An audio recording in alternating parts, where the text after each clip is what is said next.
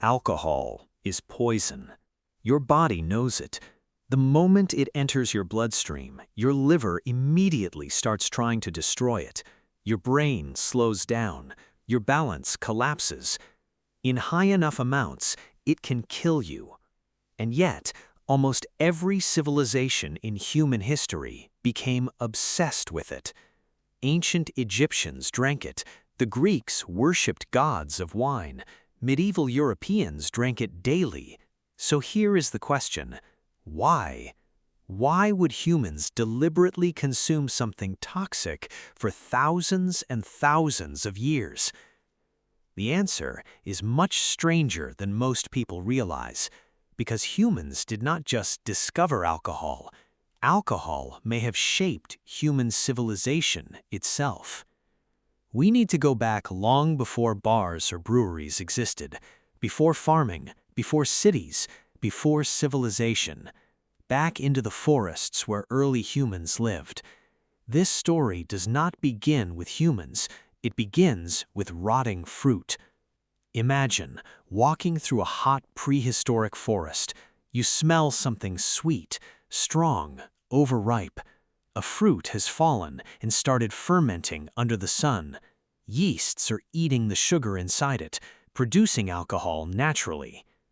Scientists believe humans evolved to detect this smell from far away, because in nature, the smell of fermentation meant calories, ripe fruit, energy, survival. Your ancestors who could smell fermented fruit better found more food, survived more often.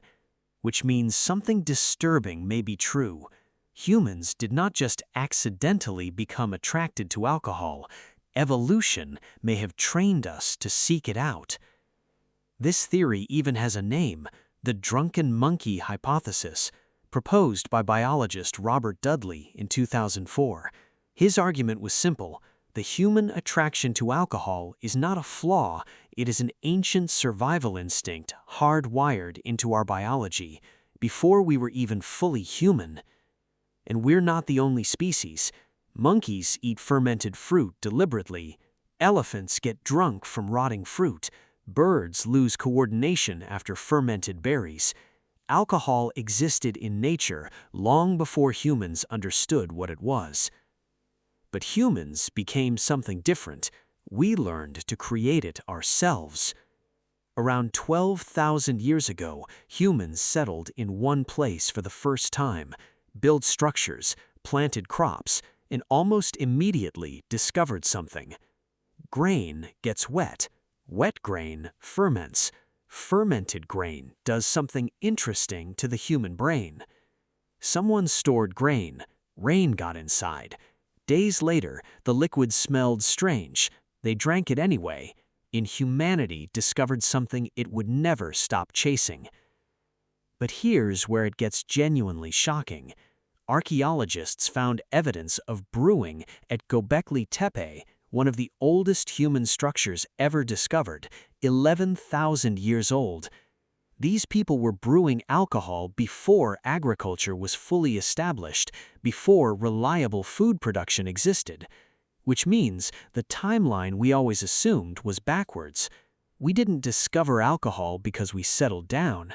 We may have settled down because we wanted to make more alcohol. Humans may have domesticated wheat not to make bread, but to make beer.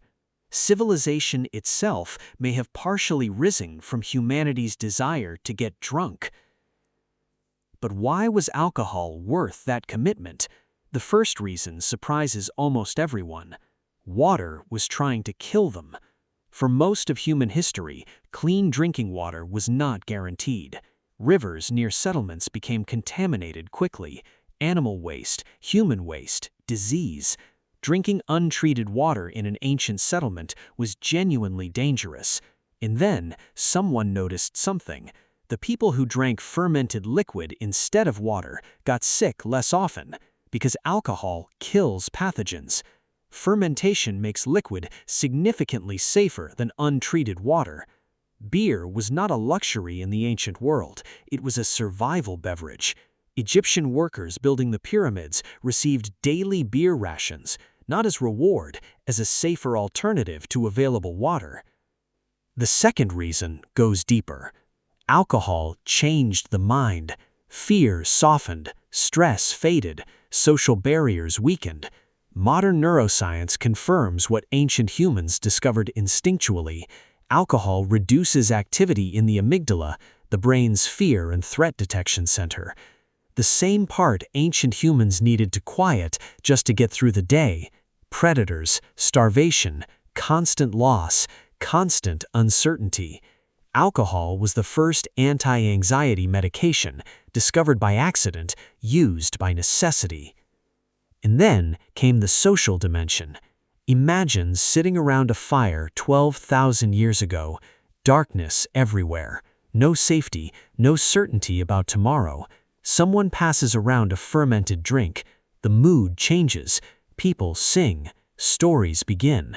Strangers become allies. Alcohol lowered defenses, built trust, created shared experience.